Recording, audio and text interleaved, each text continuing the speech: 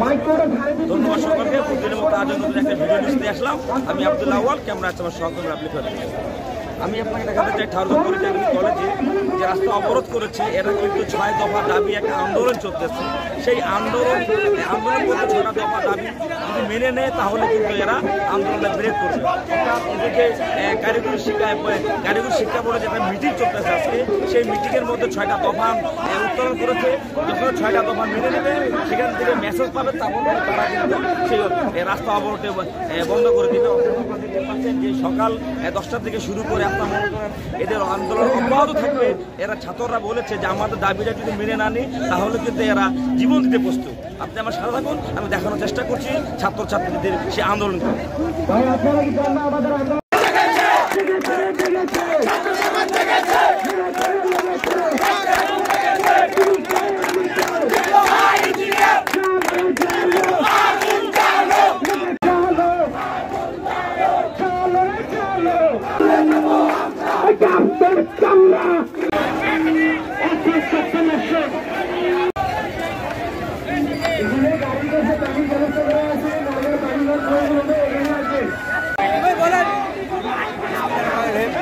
কারিগরি শিক্ষা আন্দোলন আজকে বাংলাদেশ সারা দেশব্যাপী হচ্ছে এবং চলবে যতক্ষণ পর্যন্ত আমাদের এই দাবি হচ্ছে।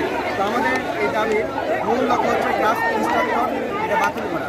ক্লাস ইনস্ট্রাক্টর 30% পদোন্নতিতে তারা কি আছে জুনিয়র ইনস্ট্রাক্টর পদ চাচ্ছে। তো সেটা আমরা এই বন্ধ করার জন্য এই দাবি করছি।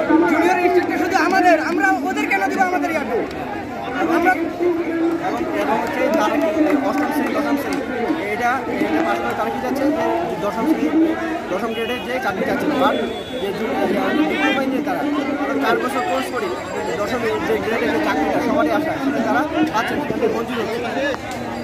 এমনও ক্রাফট ইনস্ট্রাক্টর আছে যারা এসএসসি পাশের, এমনও ক্রাফট ইনস্ট্রাক্টর আছে যারা এসএসসি পাশের। আমরা এসএসসির পরে ডিপ্লোমা কোর্স করতে আছে 4 বছরের, ওরা এসএসসি পাস করে ক্রাফট ইনস্ট্রাক্টর পাইছে এবং রাতের আধারে একটা মামলা করছিল, যে মামলা রায় হয়েছে ওদের পদোন্নতি।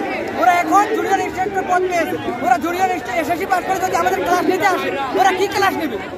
যারা গেটের আমাদের ল্যাবের দরজা খোলে, যারা ল্যাবের কোনো কিছু জিনিসের নাম বলতে পারে না, তারা যদি আমাদের ক্লাস নেই তারা আমাদের কি পড়াবে?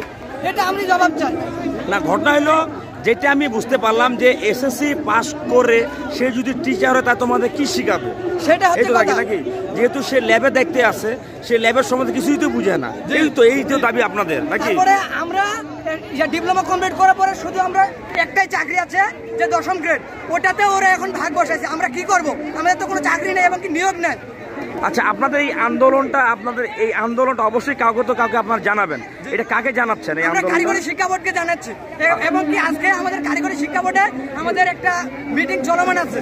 ওইটার উপর যদি আমাদের কোনো আমাদের পক্ষে কোনো রায় আসে তাহলে আমরা রাজপথ ছেড়ে দিব, নাইলে আমরা কালকে থেকে আরো কঠোর কর্মসূচি পালন করবো এবং কি আমরা আমাদের জীবন দিতে বসবো। আপনাদের কারিগরি শিক্ষা বোর্ডের চেয়ারম্যান অবশ্যই মিটিং আছে, তাদের কি নলেজে গেছে যে আমাদের ঠাকুরগাঁওর মধ্যে আন্দোলন চলছে? আমরা কালকে শান্তিপূর্ণ আন্দোলন করছিলাম, কালকে ওনাদের আলটিমেটাম দিয়েছিলাম 24 ঘন্টার জন্য, কিন্তু ওনারা কিছু আমাদের দিকে কোনো কিছু করে নাই, আমাদের দিকে কোনো প্রকার লক্ষ্য উদ্দেশ্য ওনাদের কোনো ছিল না।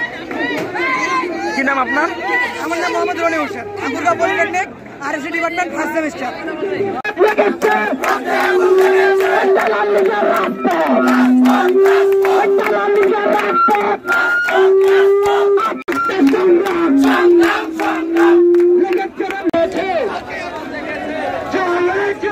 অবৈধ পদোন্নতি দেওয়ার জন্য আমাদের এই বিক্ষোভ, আর এই বিক্ষোভের মধ্যে যতক্ষণ না পর্যন্ত আমাদের দাবি মানতেছে ততক্ষণ পর্যন্ত আমরা এই রাস্তা থেকে আমরা সরব না। আচ্ছা, তোমরা যে দাবিগুলো যে জন্য দাঁড়াছে এই তথ্যটা কাকে দিবা, কাকে উপস্থাপনা করবা? কারিগরি শিক্ষা বোর্ড তোমরা জানাতে চাচ্ছ? তোমাদেরকে মিটিং হচ্ছে কোথাও? মিটিং আমাদের সব জায়গায়, আমাদেরকে তো